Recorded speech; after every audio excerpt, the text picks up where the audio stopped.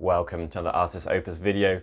We definitely should have done this one sooner. I have no idea why I didn't do it sooner. Today I'm going to teach you how to improve your blends astronomically without actually improving your blends. This will be explained, stick around till the end. This is absolute gold, I promise you, and I think it's probably the most important technique in improving your painting. The short version is it is through distraction, through layering, and through adding other things to your technique that are of a primary focus to the eyes and the brain when they're looking at it. Let's take hazard stripes as the example. We've got a blend from the top to the bottom, going from dark to light. If you just put down that blend, it's very easy, particularly within this hobby. Oh, that bit's not perfect, you get a water stain on it, you could have not done it perfectly if you've done it with, it doesn't matter what you're using for this, by the way, airbrush, dry brush, hairy brush, whatever it is. You could have a thicker patch, you could have, just a rougher patch. What do you do in that situation? So I have an acronym to work on this for you, and that is brow. So the B first stands for bold. Bold and opaque are the two things that I want you to take away from the first letter of this.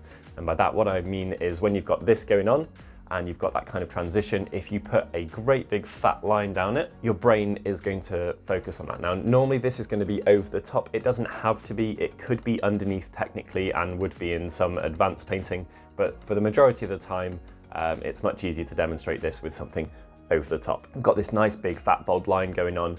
Instantly, that is going to distract us at a primary level. So next in brow, we've got the R, and that stands for recognizable. It could also stand for repetition. That is optional though. And what I'm talking about here is how the human brain works. A lot of us are gamers.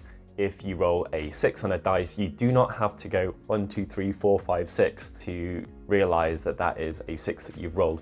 Your brain is programmed to just recognize the pattern. These things are hardwired into the human, for various reasons. Some color combinations have this. It's why hazard stripes are yellow and black. It's the same, wasps are yellow and black. We are meant to focus on that, and that's a danger, so we're not going to go close to it or get stung by it or get run over by it in the modern world, that type of thing. So recognizable is something. Now this doesn't have to be, don't fixate on the exact example I've given. It doesn't have to be something like stripes. It could be freehand. You could have a teardrop on your thing. You could have a skull on your thing, anything like that, anything that is a pattern or it's a picture. So standing in front of this not perfectly blended moon, I have a wolf. That is a wolf howling at the moon, and there's an elven symbol on there too. Both of those are going to jump out, and what is in the background, what is the secondary focus, is going to be far easier to just kind of presume that it is blended perfectly or close to perfectly than it actually is. And then repetition is the next one. Human brain, let's say we've got hazards, bosh, bosh, bosh, bosh, bosh. Seeing one of this thing, then it multiplied. It's just something that, again, is hardwired into what we recognize, what we do as humans. And you're just going to focus on that, whether it is tree trunks with a sunset behind them or hazard stripes. If we've got something bright here, something dark here, and then we've got big, bold lines equally distant across them, we're just going to focus on those big, bold lines. Okay, then, so we get to the third letter. O, that is for obstruction. And what I mean by that is, if you think of those hazard stripes, you've got this pattern, now you're going to break it, and the brain is going to focus immediately on the parts where that pattern has been broken. If they are chipped, if they are broken in half from wear and tear, you've got this big black line repeated, your brain will focus on the breaks or the chips within these. You're both setting something up that the brain recognizes, and then you are ruining it a little bit, whether that is cross hatches on it, if it's a weathered cloak, like on our brown leather video or something like that. Your brain is programmed to look for repeated patterns and then absolutely jump on the bit where they don't make sense. Things that don't make sense are what we should be going to investigate, and visually, they're going to be pulling a huge amount of attention. So what is the icing on the cake? Weathering. Perfect. We can specifically pick areas and be like, well, I screwed up there, that blend looks awful, it's getting a great big chip there, or a blob of mud, or whatever. But the other thing you're doing is you're adding layers one way or the other. And the perfect example of this type of weathering is the Dark Angel that I did. He has some awesome weathering going from his base up to about his knees. And what you've got there is you've got another fade, another transition to both, you can hide transitions behind that. It's just another thing to pull the eye. So not only did it tie the model with a base, it added another layer of deception behind it for you to think that the armor is a higher quality because we've put on some other stuff. It can be chunked around the bottom, it could be, soot, blood, anything like that. Weathering and special effects is what I'd kind of bracket within this category. So all of those added together. Think about it. You've got your dark yellow to bright yellow fade. It's there, it's medium quality. You put several stripes on it in a repeated, organized pattern, which is exactly the right spacing between each one. Your brain's already focusing on that.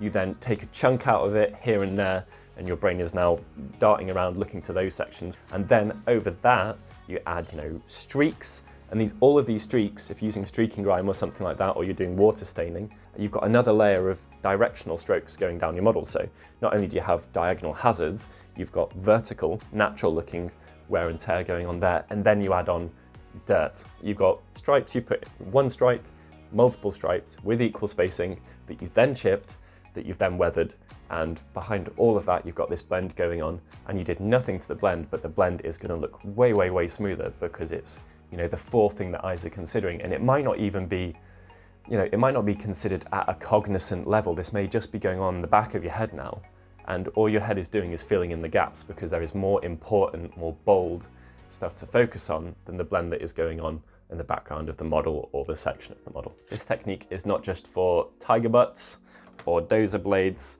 Let's look at it somewhere a little bit more obscure. Now, it's often more hard on fantasy things to see exactly where this could be applied. So what I'm talking about on this one is the fade. If you imagine these sections of the wing as tubes, I'm talking about the fade where they are brighter on top and they are darker below, and it kind of fades out on this circular volume or semicircular volume. Now what I've got there is actually some fairly bad wet blending, some alright airbrushing, and some big ass stripes. The striations on the wings going all the way along the model. So the eye in this example is completely pulled to look at them. You can't not look at those crisscrossed striations there. They're a far brighter color, they're more bold, and then you've got these holes in the wing, which Games Workshop have helpfully put in there for me. I didn't have to do anything for that to further pull attention away from this. That's very, very similar to the hazards. It's just a kind of softer, more subtle example. Now that not particularly good wet blending I did, that's in the background, the airbrushing from below, that's kind of, it's there, but it looks far, far, far smoother than it actually is, because what you're really looking at is bish, bash, bosh, those strong, bold lines, very opaque in comparison to the blending underneath it, far less subtle and much more of a primary focus. And again, your brain is just going to fill in the holes, literal holes in the case of that undead wing. Your brain is going to fill in the holes and the gaps and tell you that this goes from a deep purple here to a bright peach here, underneath those stripes, probably, and the blend is probably really good. It's not. It really isn't. I put it there. I know that it's not very good. This principle can be taken across multiple models, multiple areas, multiple applications, organic, inorganic, and it's something that I would really like people to bear in mind on their own miniatures. Bold, recognizable, repetition, if you wish, optional, obstruction, again optional, and then weathering. The acronym is fairly helpful, but the other thing to bear in mind and think about when using this technique is it's just about the layers. So put something in, break it up, put something in, break it up. You can do as many or as few of these stages as you want. This is just a simple stipple with one color from this side to this side, and then I've freehanded with one color some tigery details over it. That would tick off the B and the R of bold and recognizable. Hopefully it's recognizable. If that doesn't look like a tiger, then I've wasted a decade of my life. It doesn't have obstruction, it doesn't have weathering though. So, you can do 1 stage 2, 3, 4, entirely up to you. Now, we've covered what happens, on the basic end of the spectrum. What if you are some god level painter? So I have had a little chat with Andy Wardle, who is of Cult of Paint fame. Do check out their YouTube, it's absolutely great. He is one of the smoothest painters I'm in contact with, so let's have a look at a piece which will be probably here on the screen now. Now, I checked this out just before recording this video, so if we can all just take a moment to appreciate how incredible he is. Yeah, phenomenally smooth. Check out the face on this model. That is just god level smooth application of brushwork, not airbrush. That's beyond airbrush. That is done by hand. by being awesome. Now let's go elsewhere on this model, to the puppy, to the zombie hands, to the cloak, or whatever.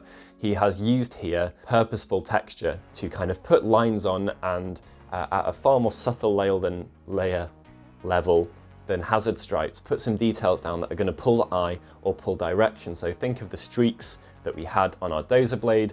The hairs on the puppy are just the same. That has allowed him to get away with doing something less smooth, and it's extremely appropriate. You know, this is application at a tip-top level here. Not only that, but because it's Andy, that balances over the piece, and you end up looking at how smooth the woman's face is and how fluffy the dog is, you know, how good the zombie's hands are. Not only was it faster for him to be able to get the piece done quicker after spending a load of time on the face, but you've got some awesome contrast jumping around the model. Again, let's jump to another example. So here, Andy has picked a super craggy model. So again, the model has provided the details. Then he's painted this with a lot of stippling and line work rather than flawless blending. Again, faster, appropriate, given the model, exaggerating what he's got on there, and that has helped add those layers of detail and get away with less smooth blending. Of course, it's Andy, so his fast result is going to be better than, you know, anything I could ever achieve and most of us could ever achieve. But it's relevant to see it, you know, going completely throughout the spectrum. Let's finish off on the shield of this dude. Awesome model, by the way, absolutely love it. The shield of this dude shows exactly what we're talking about. You know, this is very fast work. Again, we could be jealous about what he can achieve with his fast work, but that's got everything going on there and looks amazing for it. And each layer of deception or of detail, you know, however you want to see it, makes the previous ones look pretty sick. That is everything. I hope you found this video useful. We tried out some new stuff, so do let us know if you liked it, if you didn't like it. Ronan's sick little animations, hopefully they've made everything super obvious. If you do or don't like it, please let us know why. That is the most important thing, because we can take that feedback on board, and when we try out new stuff in the future, we're going to be more informed, and we can just take the channel in whatever direction is the most helpful for you, the viewers, because that's why we do it basically. So please like, comment and subscribe, you know the jazz. Hit that bell notification, and we will catch you in the next video.